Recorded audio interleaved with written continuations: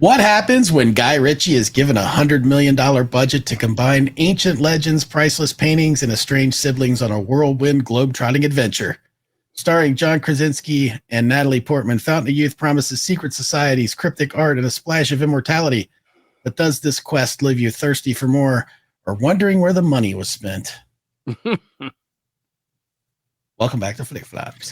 Hey, the flick and the flopper here, ladies and germs. Fountain of Youth. Flicks to the flops. Gary, I knew nothing of this movie until you mentioned it. And luckily I have Apple TV. This is where the Gary's gone. Oh, Lord. Flick Flops are unfiltered reviews of all of the movies we chose to view.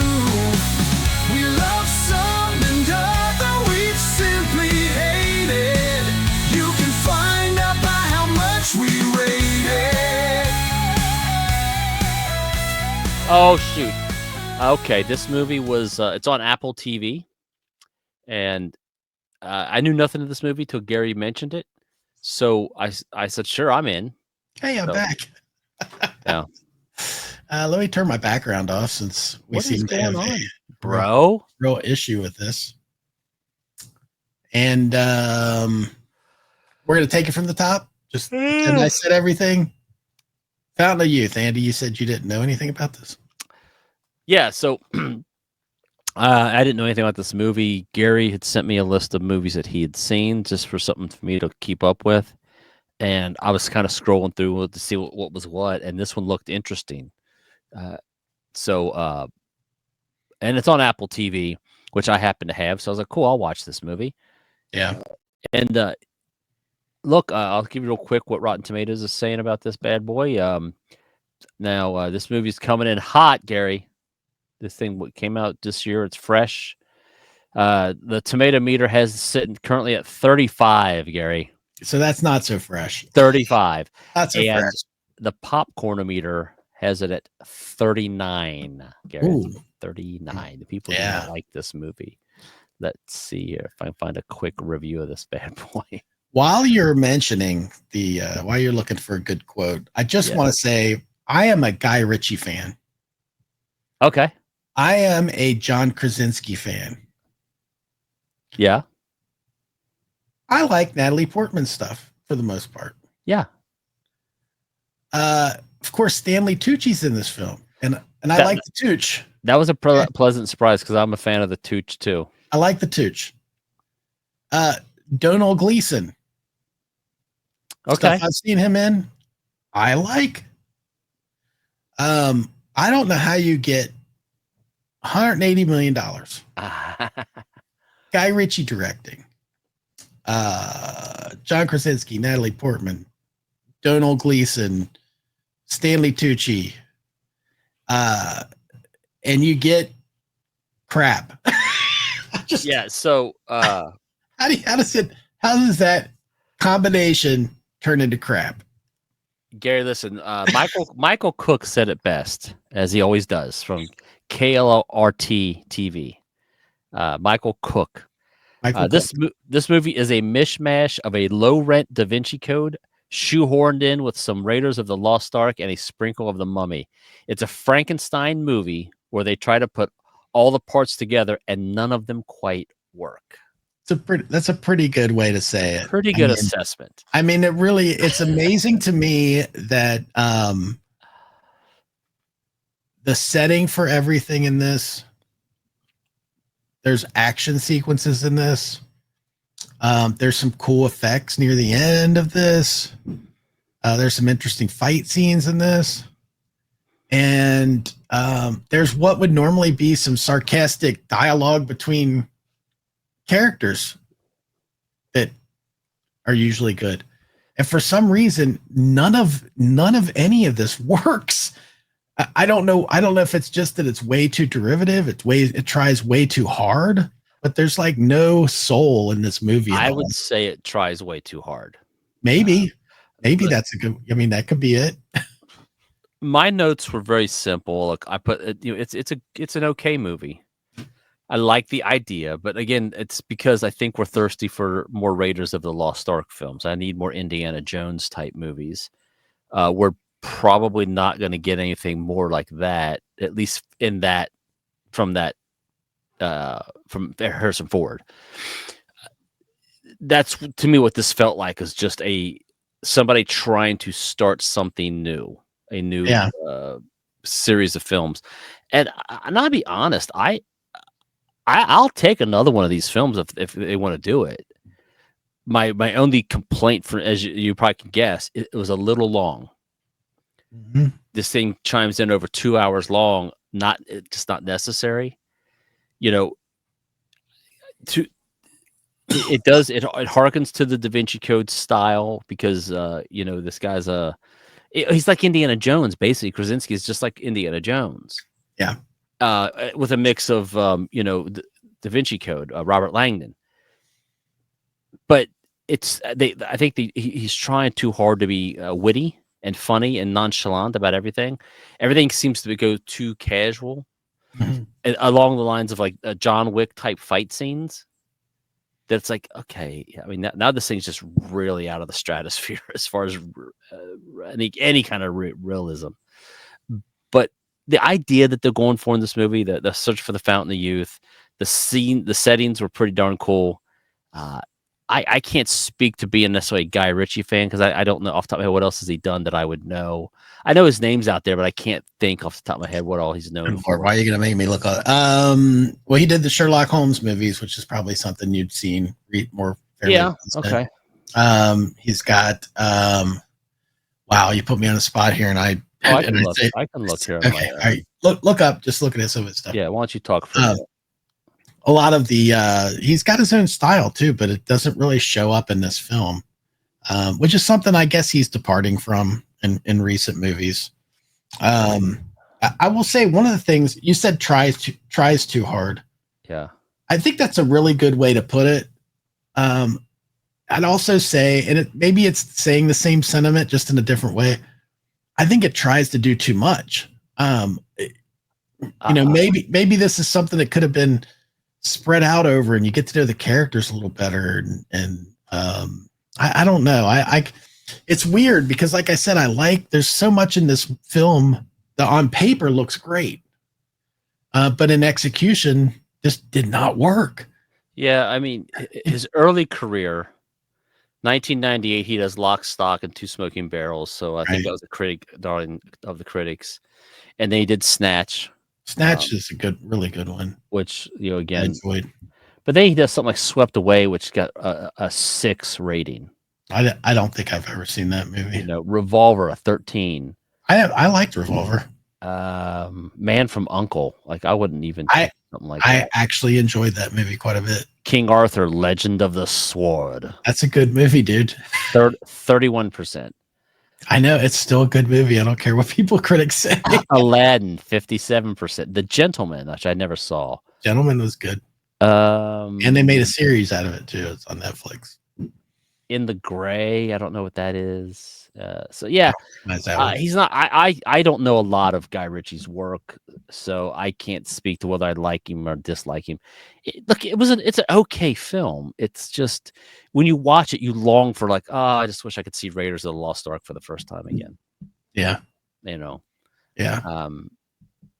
Well, you mentioned Krasinski's character too. I think part of the issue there is it seems like he's got a little bit of the snarky attitude of Jim from The Office. Okay. U.S. off, because he plays that character. Yeah.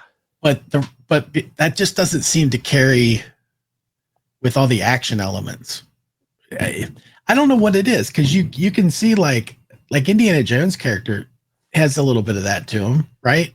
For some reason, it doesn't work with him. Can I say that I the whole time I look at John Krasinski, you know what I see, and this is just me being silly. Are you saying ears? Because that's mean. No. I see the guy, the human character from Futurama. The guy. Oh, okay. Fry. Yeah, is that it? Yeah, that's what I see. I try to see. What's all I ever see. I'm like, he looks like Fry. That's funny. Like if they made a live action Futurama, he would be the dude, right? Yeah. He has some oversized features that make him look a little. And look, I'm okay with Natalie Portman. I like Natalie Portman. didn't love her in this movie for some reason. I can't say to what it was. I just was like, I don't think any of the characters are overly likable. No. I mean, even Krasinski's character, the main guy, you're like, he's a little too cocky for his own good. Like, I like this guy behind me here. This guy, this villain guy, that's whatever. Donald Gleason. Yeah, I liked him. I thought he did a good job at being the character he was. I bought it. Yeah. Yeah. But by the way, spoiler alert. But I also like the yeah, when nobody's listening. I like the opening sequence of him riding the scooter. Yeah. Like I thought that was a fun sequence. Yeah. Very well choreographed. Very well done. Well, this all leads me to be super curious to see what your actual rating is going to be on this film, Andy, because I feel like I could be wrong, but I feel like you liked it more than I did. I did. I mean, I didn't hate it. It just was. It missed fired a few times for me. But overall, I wasn't like checking my phone or scrolling for videos. I was watching the movie. It'd be just me. It gets past an hour and 90 minutes, hour and a half. I start going, okay, guys, let's wrap this up. So I'm gonna go with a 3.5 on this. I thought it was okay.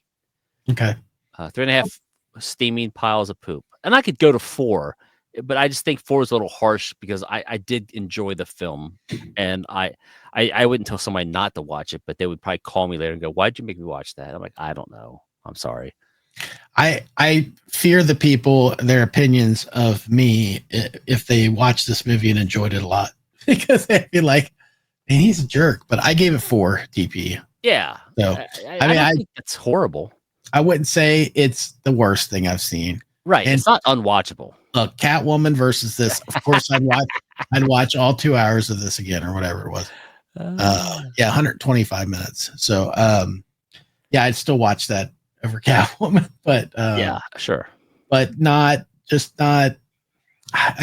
kind of hurts to say it. It's because there's just a lot of things that I said before look good on paper that just didn't. For some reason, it just doesn't work. It misfires a little bit, but I love these adventures. I love the stuff about archaeological finding things. I mean, that stuff's fascinating. I think you and I both have that. I think Indiana Jones got us into that, and then we followed the Da Vinci Code and Robert Langdon's characters and or Dan Brown's characters. I mean, and I love this.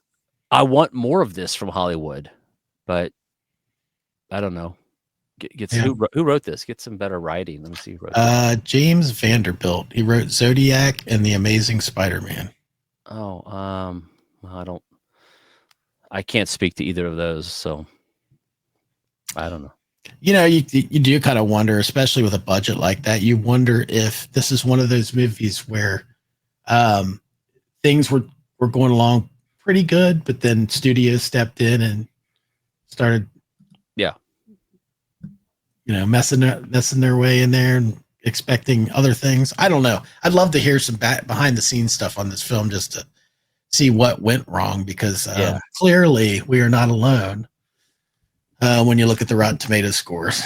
Absolutely. And I've got the IMDb scores 5.8 out of 10. So, I mean, even there, it's not a... So this guy, Gary Vanderbilt, right? Not Vanderbeek. That's somebody else. Vanderbilt.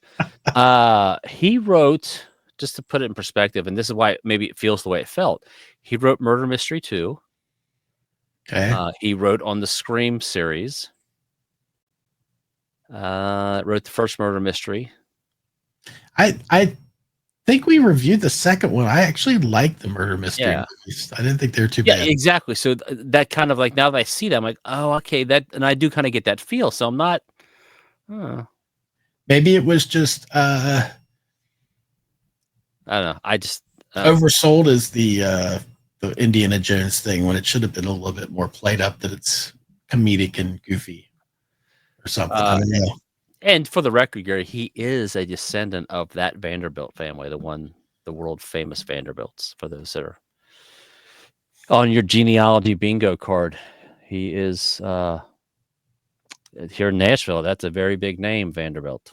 So giggity, giggity, goo. So this was the movie, The Vanderbilt. And with that, we will... Wow. Oh, I wish I could have had a glitch. You wish I could have had a glitch again and I disappeared. All right, everybody. Thanks for watching. We appreciate it. If you're still here, especially, remember to like that video and please comment. Let us know if you saw Fountain of Youth and what you thought. Was it a steaming pile of Poo. or 3.5 TPs or poos, or was it? Did you like it? And if so, tell us why it was better than what we said. There you go. Anything else, Andy? No, sir. Gary's gone. Oh, Lord. Oh, shoot. Andy and Gary are coming to you with a new movie they like to review. Whether they liked it or you will soon see by their rating amounts of poo or TP. They rate things different than other shows. The higher the amount, the more it blows. Flick flops are unfiltered reviews of all of the movies we chose to view. We love some and other we've simply hated. You can find out by how much we rate it.